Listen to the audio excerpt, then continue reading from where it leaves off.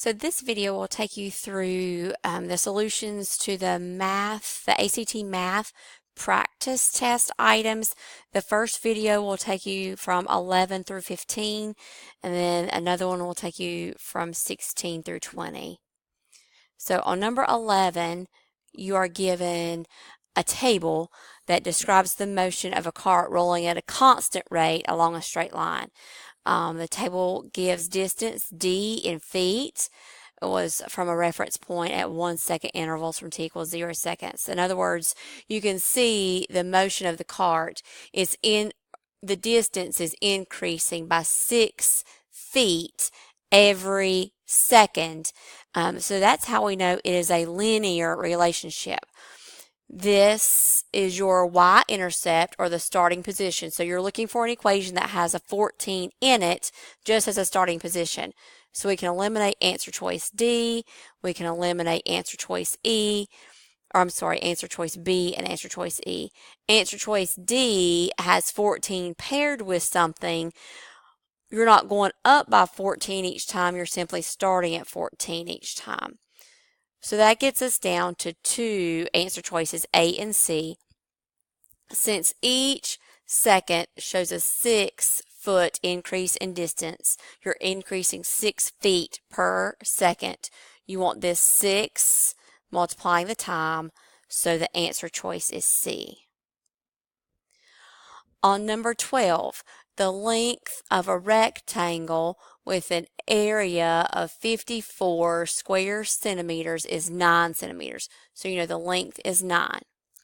What is the perimeter of the rectangle in centimeters? So you're given the area. So if area equals length times width, we know the area is 54. So 54 equals the length, which we are told is 9, times the width.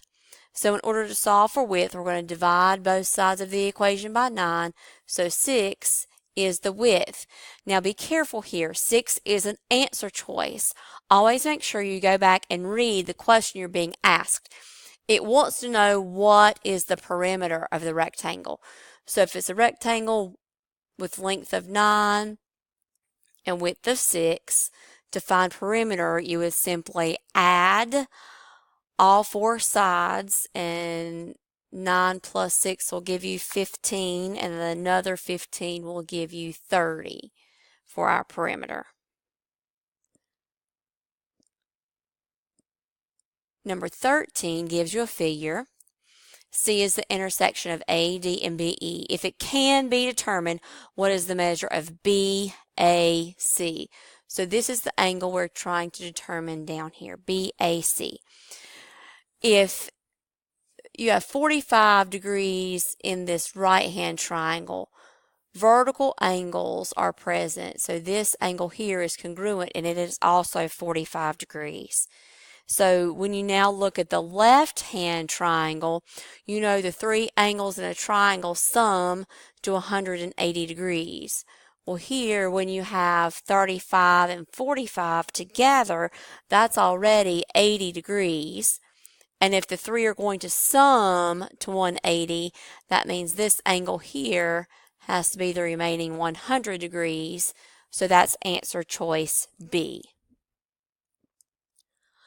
On number 14, Antoine drew a circle graph below describing his time spent at school.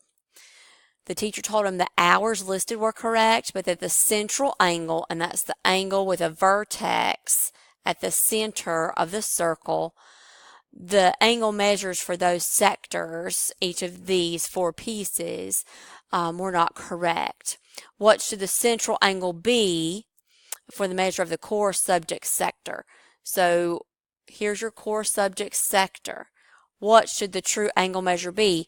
Right now, it looks like core subjects is taking up half of his day, but it actually takes up 4 hours of his day.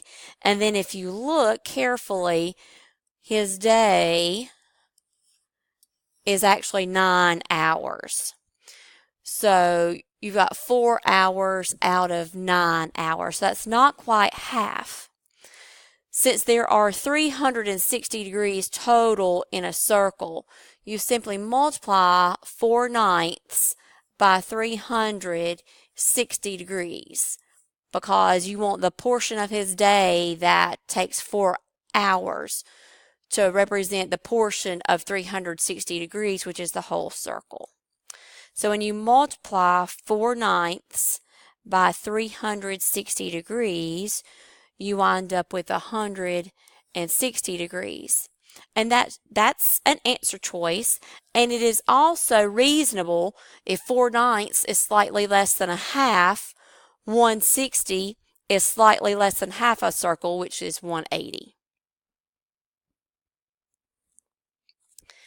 And then 15 will conclude this portion. Kami sold 70 figurines in 2 sizes. The large figurines sold for $12 each, the small for $8 each. The amount of money he received from the sales of the large was equal to the amount of money he received from the sales of the small. How many large figurines did he sell this month?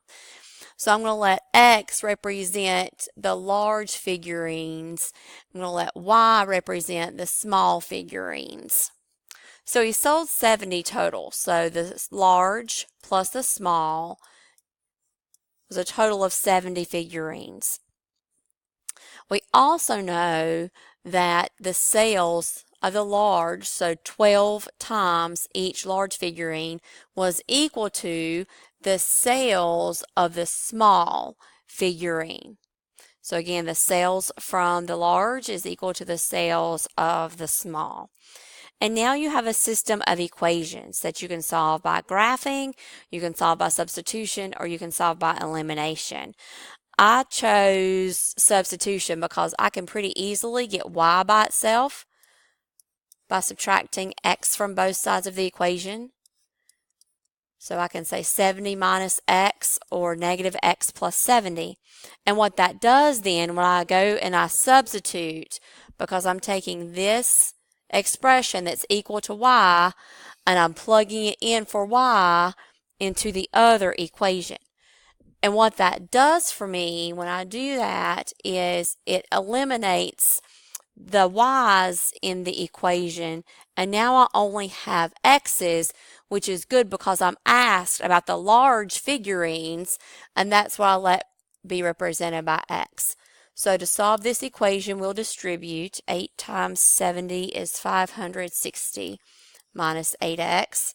Then if we add 8x to both sides, we wind up with 20x equals 560. Then if we divide both sides of the equation by 20, x will be equal to 28, which is answer choice B.